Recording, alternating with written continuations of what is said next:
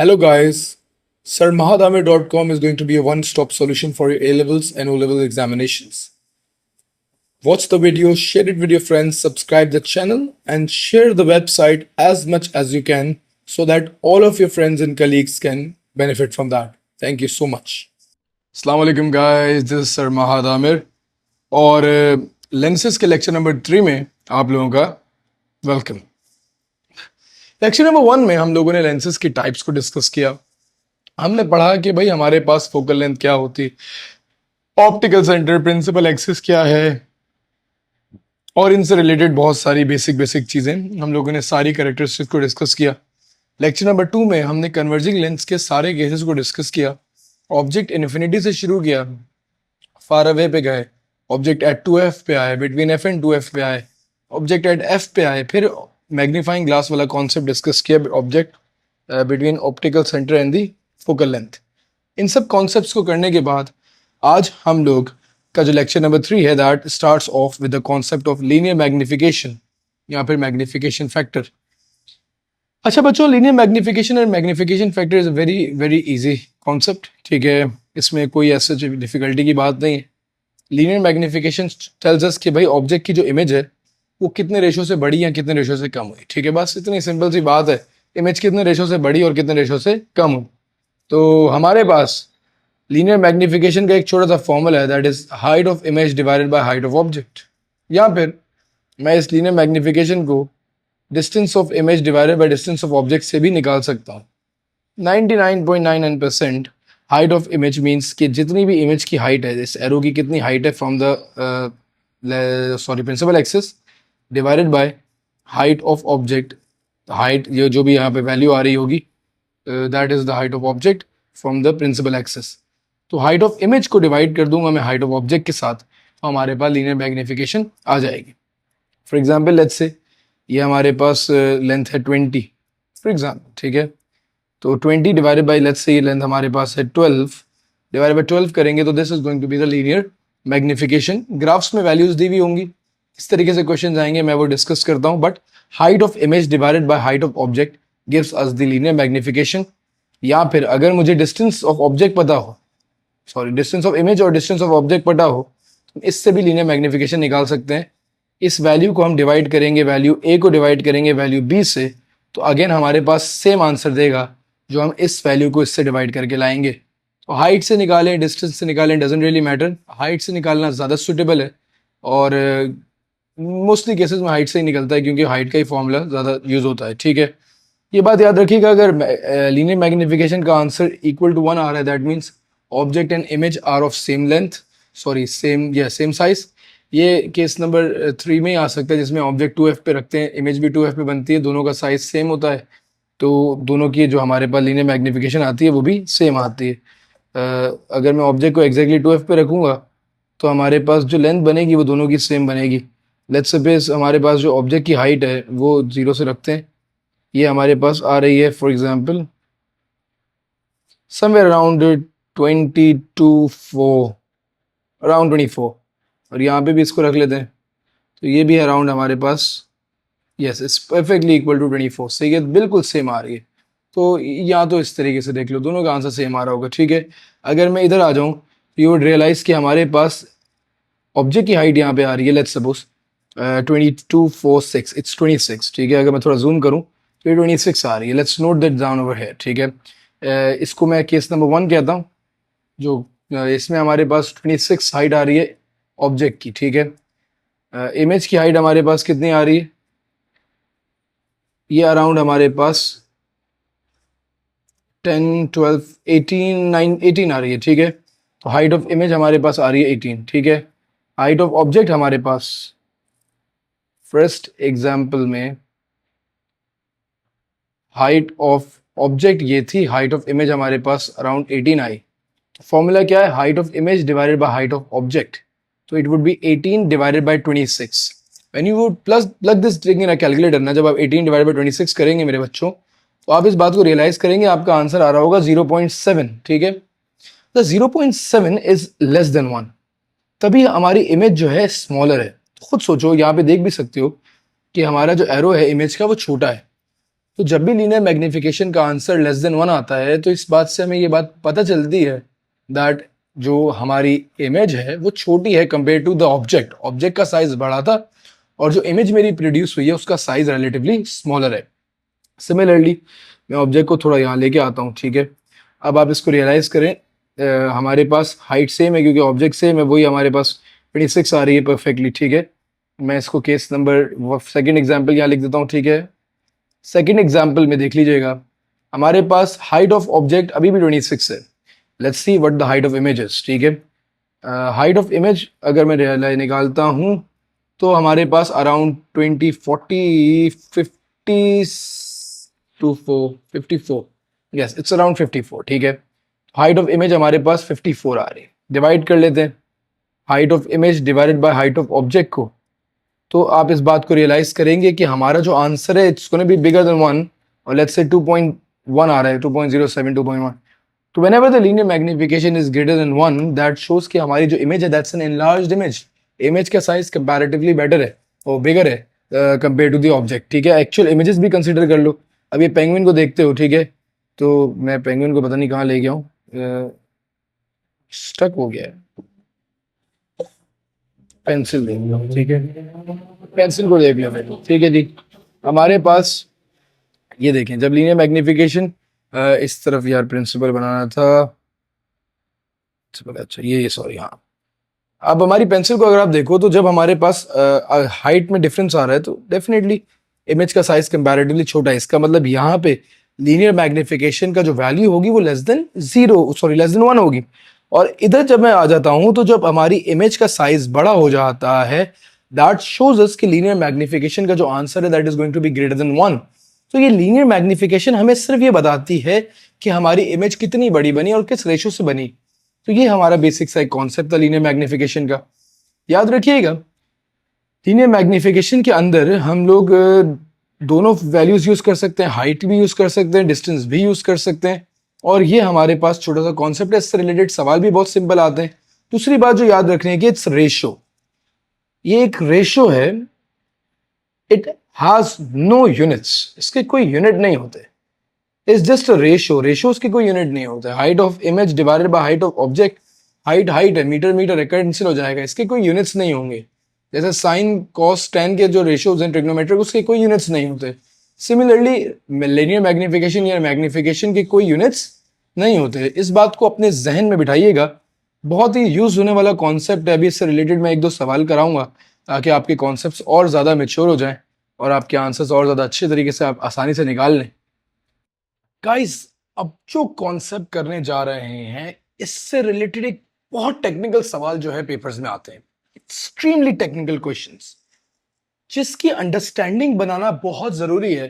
तो ये जो अगला 15 मिनट का लेक्चर है उसका फोकस बिल्कुल, अटेंशन बिल्कुल स्क्रीन पे होनी चाहिए। इस बात को समझिएगा। आपके पास कुछ इस तरीके से एक क्वेश्चन आ जाएगा, you are given with 2 arrows और आपसे इसमें सारे काम करवाएगा। आपको ऑप्टिकल सेंटर भी निकालना है, ऑप्टिकल सेंटर कुछ भी करवा सकता है, आपको जो है प्रिंसिपल एक्सिस निकालना है, आपने सर फोकल फोकल लेंथ जो है लेंथ निकालनी है, ठीक है, आपने प्रिंसिपल फोकस निकालना है, आपने सर सारे काम करने हैं, लीनियर मैग्निफिकेशन भी निकालनी है। और इससे रिलेटेड सर कुछ भी ऑप्टिकल सेंटर फूड पॉइंट नहीं सर, फोकल पॉइंट है, क्या बात है, फोकल लेंथ है, शाबाश, बेहतरीन गलती, ठीक है, चले कोई बात। Optical centre, principal axis, focal length, focal point सब निकालने के लिए पेपर में आता है। तो आपके पास अगर ये 2 एरोज आपको नजर आ जाए पेपर में तो आपने याद रखना है कि सर ये जो टेल्स है ना ये हमेशा प्रिंसिपल एक्सिस पे लाया करती। फर्स्ट ऑफ ऑल ये वाला एरो ऑब्जेक्ट का है, ये वाला एरो इमेज का है। जो टेल है ये हमेशा प्रिंसिपल एक्सिस पे ही लाए करती हैं। किसी भी केस में ये जो हमारी टेल्स हैं, जो इमेज ऑब्जेक्ट की टेल हैं, ये जो इमेज ऑब्जेक्ट की टेल है, मैं कहीं भी ऑब्जेक्ट को लेके जाऊं, ये एरो की टेल्स हमेशा एक्सिस पे, प्रिंसिपल एक्सिस पे लाए करती हैं। फर्स्ट गेम प्रिंसिपल एक्सिस मिल गया। दूसरी बड़ी बुनियादी बात, जो डायरेक्टली हेड से निकलने वाली रे होती है वो डायरेक्टली इमेज के हेड पे जाके मिलती है। हमेशा किसी भी केस में, केस नंबर 1, 2, 3, 4, अगर ये वाली रे को देखेंगे तो सर जो हेड से निकल रही है और जो ऑप्टिकल सेंटर से पास हो रही है, यहां से निकली ऑप्टिकल सेंटर से पास होती हुई रे हमेशा इमेज के हेड से मिलेगी। ये रे हमेशा हेड टू हेड मिलती हैं, they always pass from the optical centre. गौर कीजिएगा, अगर मैं ऑब्जेक्ट को मूव भी करवा दूं तो ये वाली रे हेड टू हेड वाली हमेशा ऑप्टिकल सेंटर से ही पास होती है। एंड ऑन दैट नोट मुझे ये बात पता चल गई कि सर ये वाला पॉइंट हमारा ऑप्टिकल सेंटर होगा। बात आधी तो यही खत्म हो गई। अब सर अगर ये वाला पॉइंट ऑप्टिकल सेंटर है तो ऑप्टिकल सेंटर से स्ट्रेट वर्टिकल लाइन जो होती है that is known as the lens axis. ये हमारे पास जो लाइन होगी ये लाइन हमारी लेंस एक्सिस की होगी। सर ये सारी बातें जरूरी हैं, ये लेंस एक्सिस होगा। 4 काम हो गए। सबसे पहले प्रिंसिपल एक्सिस बनाया, फिर हम लोगों ने जो है ऑप्टिकल सेंटर निकाला, फिर हम लोगों ने लेंस एक्सिस बनाया, ऑब्जेक्ट और इमेज के हेड्स को ज्वाइन किया। बहुत ही प्यारा काम है सर। अब सबने पढ़ा है कि सर एक रेस सीधी जाती है और ये जो रेस सीधी जाती है ये वहां जाके इमेज के हेड से ज्वाइन होती है। सर ये जो सीधी जाने वाली रे थी ये हमेशा स्ट्रेट जाती है और जाके इमेज के हेड से ज्वाइन होती है। भले से मैं कितनी भी पोजीशन चेंज कर लूं रेस सीधी जाएगी और कहां ज्वाइन होगी, इमेज के हेड पे ज्वाइन होगी। एक बात बड़ी बुनियादी वो ये है कि ये वाली रे हमेशा फोकल से पास होती हुई जाएगी। ये वाली रे हमेशा फोकल से पास होती हुई जाएगी। तो सर क्या मैं ये नहीं कह सकता कि ये वाला जो पॉइंट होगा मेरे बच्चों, ये पॉइंट हमारा प्रिंसिपल फोकस होगा। ये point will be the principal focus और लेट्स से एफ। इसके बाद आप चाहें तो स्केल से ये वाली लेंथ निकाल सकते हैं and that length would be equal to the focal length which in this case is around 1.7 centimetres. अब आपके पास मैजिकल नोट्स है मेरे। Step number 1, make the principal axis from the tail of the arrows. Step number 2, make a straight line from two heads. This point will, intersection point will be equal to the optical center. Next step, straight ray निकालेंगे, it will always be passing from the focal. और आखिर में sir ये length आप major कर लेंगे, this will be the focal length. और ये बेहतरीन किस्म के नोट्स आपके सामने हैं, आपके कॉन्सेप्ट भी क्लियर हैं, आप रिकॉर्डिंग्स भी देख रहे हैं। अब आप लेंस के सवाल में मसला नहीं करेंगे।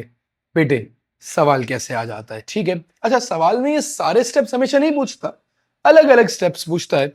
फॉर एग्जाम्पल इसने पूछा define the term linear magnification, तो सर अभी पढ़ी हम लोगों ने, it is the ratio of image height to object height.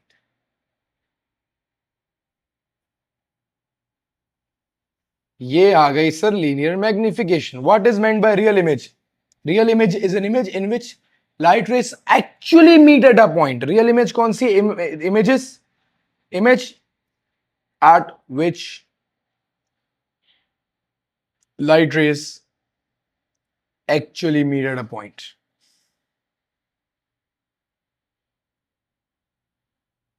अच्छा जी, figure 4.1 is a horizontal ray that has been drawn.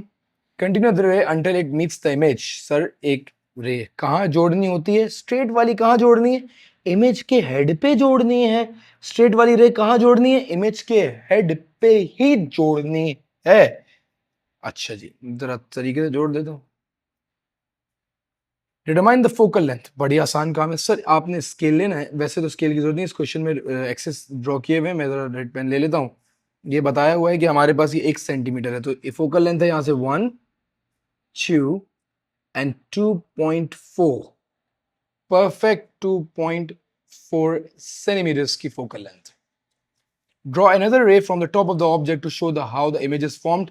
Another ray में सर आप चाहेंगे तो आप एक ही रे बनाएंगे ऑप्टिकल सेंटर वाली, और यहाँ पे इसको ज्वाइन कर देंगे।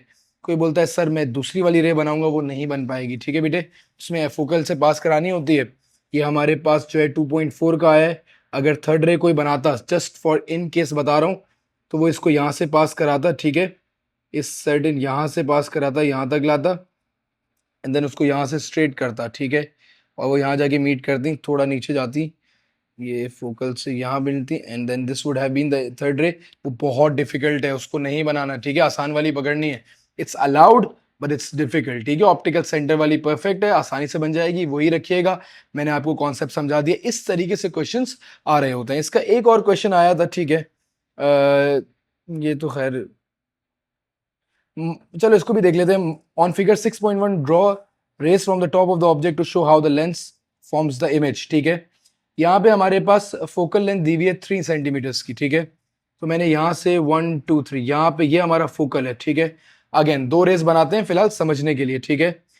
एक स्ट्रेट रे जाएगी, ठीक है, it would pass from the focal और स्ट्रेट पास हो जाएगी। दूसरी रे ऑप्टिकल सेंटर से जो जाएगी और जो है स्ट्रेट स्ट्रेट चली आएगी। यहाँ पे लाइट रेज मीट करेंगी, आप यहाँ पे परफेक्टली इमेज को फॉर्म कर देंगे। ये मैं सिर्फ इतना पार्ट से करवा रहा हूँ ताकि ये आ गया था सामने, आपने का एरो है, देख लेते हैं, ठीक है। कोई बोलता है सर तीसरी उदय मैं दूसरी वाली रे, तीसरी थर्ड रे भी बनाना चाहता हूँ, सवाल में सिर्फ ड्रॉ रेस बोला हुआ है, ठीक है। थर्ड भी बना दीजिएगा, वैसे 2 नंबर का अलाउ होता है, थर्ड भी बना दीजिएगा, ठीक है। फोकल लेंथ 3 सेंटीमीटर्स की है, 1 2 3, यहाँ पे सर आपने ऑब्जेक्ट से रे खींची, ठीक है, straight, and then this is joined over here, ये भी हमारी रे बन जाएगी। अच्छा गाइस, इस कॉन्सेप्ट से रिलेटेड एक क्वेश्चन और करते हैं। This is the question of October November 2020, 2020 का सवाल था। इसका part B related to this है, पहला वाला लाइट से रिलेटेड है, तो करेंगे सारे सवाल पूरे पूरे ही, बट अगेन ये क्वेश्चन जरा इंटरेस्टिंग है, तो मैंने कहा इसको जरा लेंस से रिलेटेड है। फिर आज का लेक्चर यहाँ पे खत्म करते हैं, और अगले लेक्चर में इंशाल्लाह डाइवर्जिंग लेंस के कॉन्सेप्ट को डिस्कस करेंगे, ठीक है। The focal length of the lens is 2.5 centimetre. Sir जो लेंस की फोकल लेंथ है वो 2.5 सेंटीमीटर है। State what is meant by focal length. तो फोकल लेंथ क्या होती थी? It is the distance between optical centre and principal focus.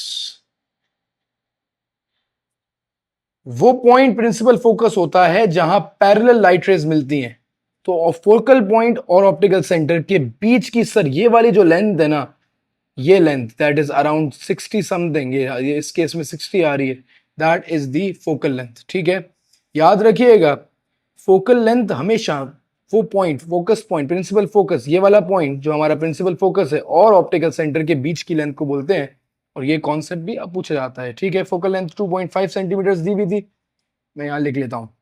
अच्छा, figure 8.1 is a full scale diagram that shows an object O of height 3 cm and the lens. By drawing on figure 8.1, locate and mark the image of the object, and it's of 4 marks. बेटे 3 race, सारे concept revise सुनिएगा गौर से। सबसे पहला काम sir, straight रे निकालेंगे optical centre से, अनडेविएटेड सर, बिल्कुल सीधी सीधी, कोई टेंशन नहीं। दूसरी रे सर, स्केल रखेंगे, स्ट्रेट बनाएंगे, बिल्कुल सीधी। और ये कहां से पास करती है सर? ये प्रिंसिपल फोकस से पास करती है। और प्रिंसिपल फोकस, यहां फोकल लेंथ कितनी दी हुई है? 2.5 सेंटीमीटर। इसका मतलब क्या है कि ऑप्टिकल सेंटर से 2.5 सेंटीमीटर पे यहां पे हमारा प्रिंसिपल फोकस होगा। इसका मतलब क्या है कि 2.5 सेंटीमीटर पे यहां पे हमारा प्रिंसिपल फोकस होगा। इसका मतलब क्या है सर? 5 पे हमारा 2f होगा। इसका मतलब क्या है सर? 5 पे हमारा 2f होगा। दी हुई है सर फोकल लेंथ 2.5 सेंटीमीटर दी हुई थी, मैंने मार्क कर दी। ये वाली रे हमेशा सर कहां से पास करती है? रे पास करती है प्रिंसिपल फोकस से, रहती है अनडेविएटेड, आपने इसको बना दिया। तीसरी रे सर कुछ कुछ केसेस में ऑप्शनल होती है, बट ये हमेशा कहां से पास करेगी? फोकल से पास करेगी। कलर चेंज करने का मकसद सिर्फ समझाना है, आप तीनों बनाएंगे जो तरीकेकार समझाया था, सीधी जाएगी बेटा स्ट्रेट और यहां पे जाके मिल जाएगी। जहां पे ये तीनों लाइट रेज मीट करेंगी यहां पे हमारे पास बन जाएगी सर इमेज। ये आ रही है सर हमारी इमेज, बिल्कुल साफ सुथरी खूबसूरत सी मासूम सी हमारी इमेज फॉर्म हो गई है सर। यहां तक की वर्किंग में उम्मीद करता हूं आप लोगों को क्लियर हो गई होगी। ये जरा थोड़ी टेढ़ी बन गई है, इसको जरा परफेक्ट बनाते हैं। ये यहां से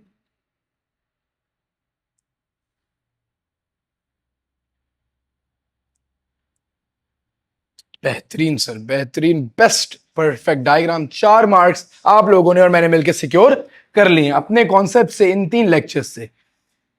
डिटरमाइन द डिस्टेंस, सर अभी नंबर और मिल रहे हैं, 4 नंबर तो सिर्फ कहानी मजाक के मिल गए, अब मिलता है determine the distance I from the lens and calculate the linear magnification O produced by the lens. Distance of image निकालना है, distance of image from the lens. Sir scale रखेंगे, स्केल की जरूरत नहीं है, एक्सेस दिया हुआ है। डिस्टेंस ऑफ इमेज, सर ये 1 सेंटीमीटर, सर ये 2 सेंटीमीटर, सर ये 3 सेंटीमीटर, सर ये 3.5, परफेक्टली 3.5 के आसपास लाई करती है, तो डिस्टेंस ऑफ इमेज इज 3.5। अगले पार्ट में लीनियर मैग्निफिकेशन निकालना है। मैं चाहता हूं तो मैं distance of image divided by distance of object कर लेता हूं, आप चाहें तो height of image divided by height of object कर लीजिएगा। सर दोनों से करके आंसर सेम आएगा, कोई इसमें रिस्ट्रिक्शन नहीं है। डिस्टेंस ऑफ इमेज हमारे पास है सर 3.5, डिस्टेंस ऑफ ऑब्जेक्ट हमारे पास है sir 1 2 3 4 5 6 7 8 9, 1 2 3 4 5 6 7 8 9 centimetres. 3.5 divided by 9, high distance of image divided by distance of object, sir हमारी वैल्यू यहां पे आती है दैट इज 0.38, 0.39 आ रही है। ठीक है सर, हाइट से भी कर लेते हैं। हाइट हमारे पास सर 1.2 है, अराउंड 1.2 सेंटीमीटर्स है, और हाइट ऑफ ऑब्जेक्ट सर हमारे पास परफेक्टली 3 सेंटीमीटर्स है। 1.2 डिवाइडेड बाय 3 करेंगे सर, आंसर हमारे पास 0.4 ही आ रहा है, that is equal to 0.4, approximately बराबर ही है। ठीक है, थोड़ा सा डिस्टेंस आगे पीछे हो सकता है, दोनों सूरतों में आंसर सेम आ रहा था। अगर उसको मैं राउंड ऑफ करता तो वो भी हमारे पास 0.4 के ही बराबर थी। थोड़ी सी क्योंकि मैंने स्केल यूज किया, डेफिनेटली 19-20 लेंथ एक आध पॉइंट का फर्क हो सकता है, बट दोनों से जो आंसर आ रहा था दैट इज 0.4, 0.4, और ये परफेक्ट लीनियर मैग्निफिकेशन थी, ये हमारा आंसर था। अब सवाल अगले पार्ट में जो पूछा है, describe how the converging lens is used in a camera, इस कॉन्सेप्ट को भी डिस्कस कर लेते हैं और इसके बाद हम लोग अपने लेक्चर के अख्ताम पे पहुंचाते हैं। कन्वर्जिंग हमारे पास नेक्स्ट, डाइवर्जिंग लेंस हमारा नेक्स्ट लेक्चर का पार्ट है। कन्वर्जिंग का आखिरी पार्ट डिस्कस करते हैं कि किस तरीके से जो है हमारे पास कैमरा में कन्वर्जिंग लेंस यूज होता है। यहां पे लेक्चर कंटिन्यू करूंगा। क्या होता है कैमरे में बेटा, कैमरे में लगा होता है कन्वर्जिंग लेंस। कैमरे का केस जो है सर, बस आपने उस केस को याद रखना है, कुछ भी पूछ सकता है एग्जामिनर। केस क्या था कैमरे वाला, दैट वाज केस नंबर 2, जिसमें हम लोग एक ऑब्जेक्ट जो है बियॉन्ड 2f की इमेजिंग कर रहे थे। इमेज रियल बन रही थी, इन्वर्टेड बन रही थी, डिमिनिश बन रही थी, और ये कैमरे का केस था। इस केस की वर्डिंग कैसे है, how this lens is used in the camera, तो आप लिखेंगे sir the camera uses a converging lens या convex lens, focus the light coming from the object on the film to produce an image. The image produced by the camera is real, inverted and diminished. Sir ये marks हैं कि image, कौन सा lens use होता है कैमरे में, converging lens. Object की प्लेसमेंट कहां है सर, बियॉन्ड 2f है। इमेज कौन सी बनती है, रियल बनती है, इन्वर्टेड बनती है और डिमिनिश बनती है। The lens is move back and forth to focus and sharpen the image. This is the perfect possible answer on the working of the camera. बात यहां खत्म नहीं होती सर, सवाल पूछा जा सकता है कि वर्किंग ऑफ प्रोजेक्टर समझा दे, तो प्रोजेक्टर भी कौन सा ये लेंस यूज करता है, कन्वर्जिंग या कन्वेक्स लेंस। लार्जर इमेज बनाता है। ऑब्जेक्ट जो है हमारे पास कहां प्लेस किया जाता है, f और 2f के बीच में। प्रोजेक्टर का याद करें, प्रोजेक्टर का केस नंबर हमारे पास 5 था। Stay with me guys, focus focus focus. Object को f और 2f के बीच में प्लेस करते थे, इमेज बनती थी बियॉन्ड 2f, इमेज बनती थी रियल, इमेज बनती थी इन्वर्टेड और इमेज बनती थी इनलार्ज्ड। तो अगर मैं बात कर रहा हूं प्रोजेक्टर के केस की, तो प्रोजेक्टर में अ कन्वर्जिंग लेंस या convex lens is used to produce a larger image on the screen. The image produced by the projector is real, image real होती है, इन्वर्टेड होती है, इनलार्ज होती है, यही वर्डिंग थी। कहां ऑब्जेक्ट को प्लेस करते हैं, f और 2f के बीच में प्लेस करते हैं, और इमेज हमारे पास क्या होती है, एक इनलार्ज इमेज फॉर्म होती है, और पोजीशन को एडजस्ट करते हैं ताकि शार्पन इमेज फॉर्म हो सके। जो 3 मार्क्स है सर, वो 3 बुनियादी बातों के हैं। उन 3 बुनियादी बातों को हम क्यों ना मार्क स्कीम से ही देखें ताकि कॉन्सेप्ट्स की मैच्योरिटी और बढ़ जाए। ठीक है, क्वेश्चन नंबर 5 की मार्क स्कीम रीड करते हैं ताकि आपको आइडिया हो। इतनी ज्यादा स्ट्रिक्टली मार्किंग नहीं की जाती, बहुत बहुत मतलब आसान से मुराद ये है कि आप जो आपने सीख लिया उसी से आपको आंसर करना है। ठीक है जी, नथिंग मोर देन दैट। जो आपने सीख लिया है आपको उसी में बात को आंसर करना है। And the answer is sir कि लाइट को लेंस पे मारेंगे, ठीक है, लेंस को एडजस्ट करेंगे, इमेज रियल फॉर्म होगी सर, और जो है हमारे पास वही फिल्म को एडजस्ट करेंगे। Light is focused on the lens, ठीक है, by moving sliding the adjusting lens, real images formed. Other properties को भी लिख सकते हैं, any three, lot of things, इसमें से कोई भी 3 आपने लिखनी है। बहुत आराम से ये 3 मार्क्स मिल जाते हैं आपने सर। अच्छा, लीनियर मैग्निफिकेशन के आंसर की भी रेंज थी क्योंकि हमारा 0.394 आ रहा था, तो उसमें कोई परेशानी की बात नहीं। ठीक है, जो भी आंसर आपका आ रहा है दिस इज ऑल अलाउड। याद रखिएगा डिस्टेंस भी हमारा परफेक्ट आ रहा था 3.5। तो बेटे ये जो हमारे आंसर्स हैं ये इस तरीके से आपने याद रखने हैं। वर्किंग ऑफ फोटो इनलार्जर भी याद रखिएगा, ये कभी नहीं आया बट मैंने कहा चलें जब तक लिख रहे हैं तो इसका भी कॉन्सेप्ट लिख रहे हैं। The working of photo enlarger is the same as the projector, बिल्कुल सेम, वर्डिंग भी सेम है। एक कन्वर्जिंग लेंस प्रोड्यूस करेंगे, यूज करेंगे, रियल इन्वर्टेड इमेज बनेगी, इनलार्ज्ड इमेज बनेगी, पूरा प्रोजेक्टर वाला काम। ऑब्जेक्ट को f और 2f के बीच में लगेंगे, इमेज बियॉन्ड 2f बनती है, opposite side of the lens बनती है, एक इनलार्ज्ड इमेज फॉर्म होती है। ठीक है जी, यहाँ पे हमारा आज का बहुत अच्छा लेक्चर खत्म होता है। इंशाल्लाह in the next class will be doing the diverging lenses, और डाइवर्जिंग लेंस का एक ही केस है, देन इंशाल्लाह will be moving on to the effect of the vision. और अगले लेक्चर में इस चैप्टर को वाइंड अप करेंगे और इसके पास्ट पेपर्स इंशाल्लाह फिर हम लोग साथ ही लाइट के करेंगे। अपना बहुत ख्याल रखिएगा। लेक्चर पसंद आया हो तो प्लीज शेयर कीजिएगा, आपके कमेंट्स का बहुत वेट रहता है। Thank you so much guys, take care.